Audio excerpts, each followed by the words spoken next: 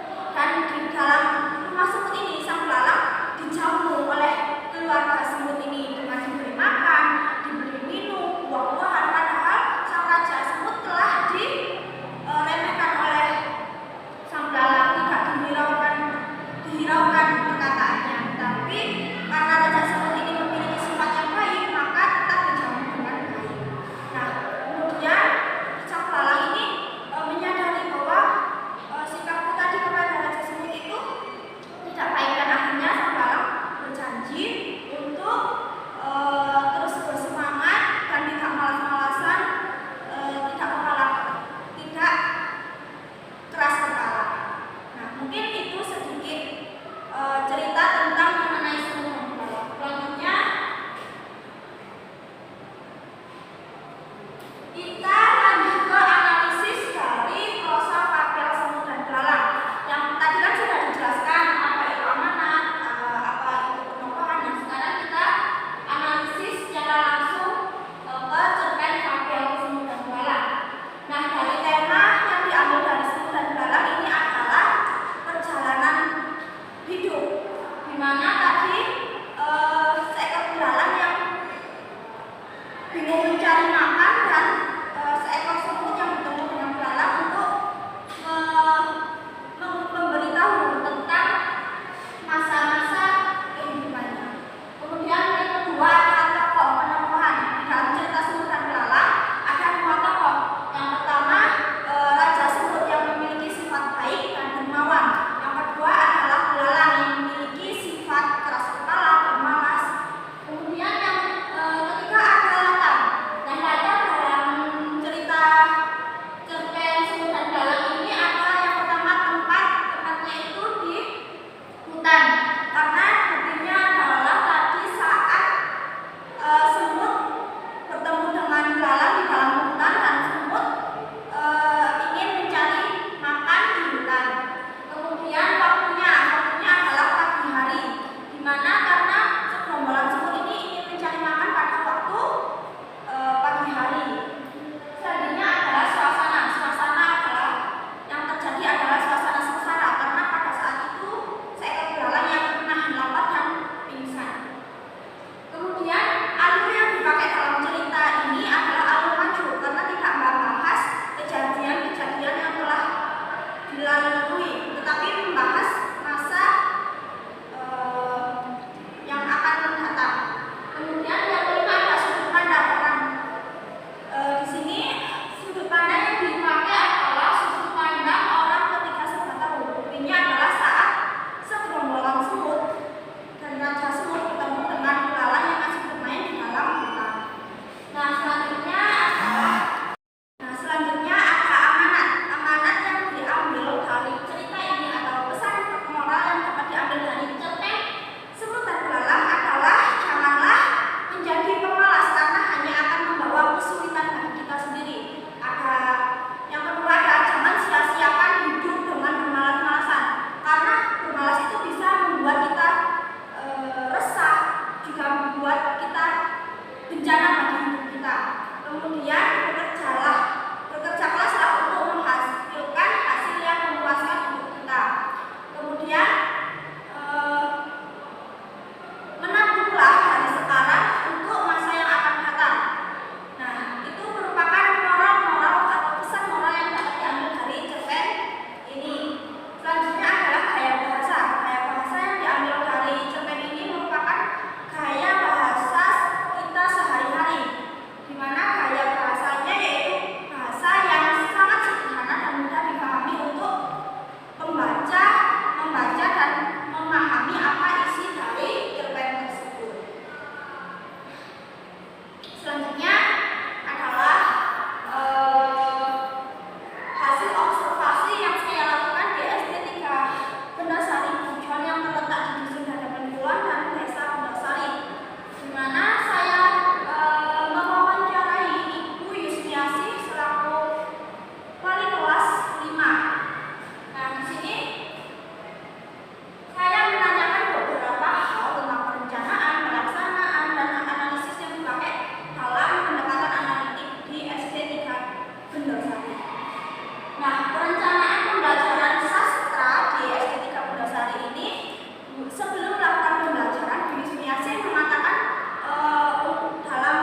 sebelum melakukan pembelajaran menyiapkan sebuah seperti bahan ajar, silabus, RPP, dan media pembelajaran yang cocok dengan pembelajaran sastra prosa ini.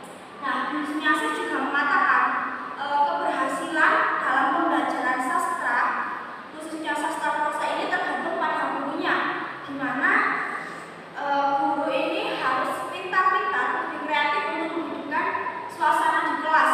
Bagaimana cara pembelajarannya itu tidak monoton, kreatif, suasananya gembira, menyenangkan, siswa juga ikut senang dalam pembelajaran prosa ini. Nah, selanjutnya